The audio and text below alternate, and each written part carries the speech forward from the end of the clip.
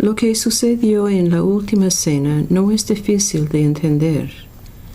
Habían estado participando de la cena durante la cual judíos recuerdan su salida de Egipto. La comida había terminado. Jesús quiso expresar lo mucho que los amaba y lo mucho que les gustaba estar con Él.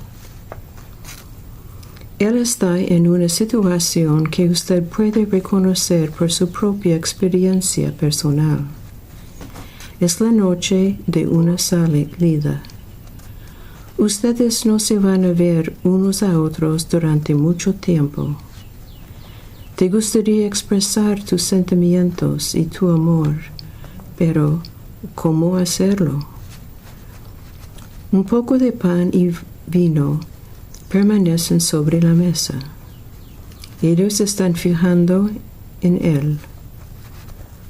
A pesar de que no saben lo que está en juego, tienen alguna idea. Ellos saben que algo drástico va a pasar. Jesús toma el pan y dice: "Este es mi cuerpo, que será integrado por vosotros. Esto es mi sangre, que será derramado por vosotros".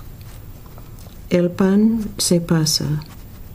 También lo hace con el vino. Comen y beben en sí mismos en el mismo cuerpo y un mismo espíritu. Jesús añade: "Haz esto cuando quieras recordarme". Cuando Jesús toma el pan y el vino, Él está pensando, como Él mismo dice, de lo que va a pasar con Él, acerca de lo que está dispuesto a hacer.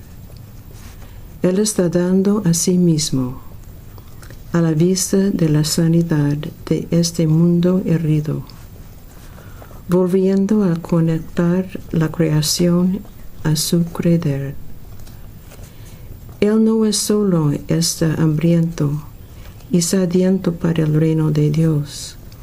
Él está poniendo su persona y la vida en la línea de ese reinado. Conmemorando no solo es compartiendo el pan y el vino, solo significa participar de su vida y su misión.